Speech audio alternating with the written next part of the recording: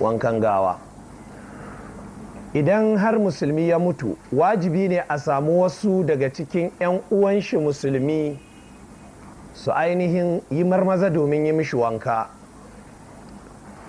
Bayanai dangane da ainihin cewa ai marmaza a kintsa musulmi sun gabata a ainihin darussanmu na baya, amma yanzu abin da ya rage shi ne dalilan da ke wajabta yi wa mamaci wanka.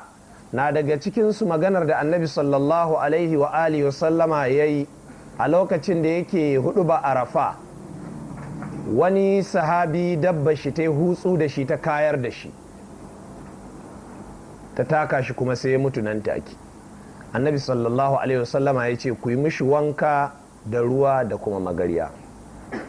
Wannan umarnin na annabi sallallahu alaihi wasallama kadai ya isa wajabtar da yi wa duk mamaci wanka, namiji ko mace, karami ko babba. To sai aka samu wasu dalilan ma daban-ban da waɗannan. Na daga ciki akwai hadisan da Bukhari da Muslim su ma suka fitar da su a lokacin da 'yar gidan annabi sallallahu alaihi wa alihi wasallama ta rasu mai suna Zainab. Annabi sallallahu alaihi wasallama ya ce ku yi mata wanka 3 ko 5 ko 7 ko fiye da haka gwargwadon yadda kuka ga dacewar shi. Wannan ya nuna annabi ya yi umarni da yin wanka ga mamaci, namiji ne ko mace.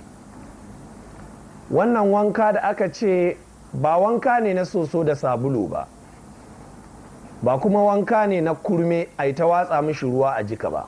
Wanka ne wanda ga tsarin da ake yin shi.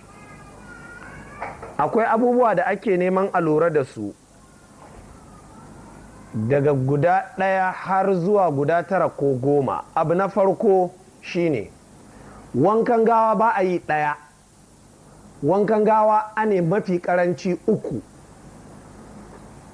A yi na 1, a yi na 2, a yi na 3. Za mu zo mu ji yadda ake, amma dai wankan gawa ba a yi mishi wanka saɓi 1 kamar yadda mai haila take wanka 1, ko mai janaba, ko mai zuwa idi, ko wata bukata daga cikin bukatocin da ya sa musulunci ya ce ai wanka. Mamaci wanka 3 ake mishi mafi karanci. In bukata ta kama za a iya yin sama da 3, to sai zama a yi 5 ko 7 ko so 9. A nan za mu zo mu bayani, ba wai ana nufin wanke gaɓoɓi so 3, a'a ana nufin shi kan shi wankan in aka yi so 1 sai a zo a sake sabawa na 2, a zo a sake sabawa na 3. To yaya ake? Shine za mu zo za mu bayanai in Allah maɗaukakin sarki ya so.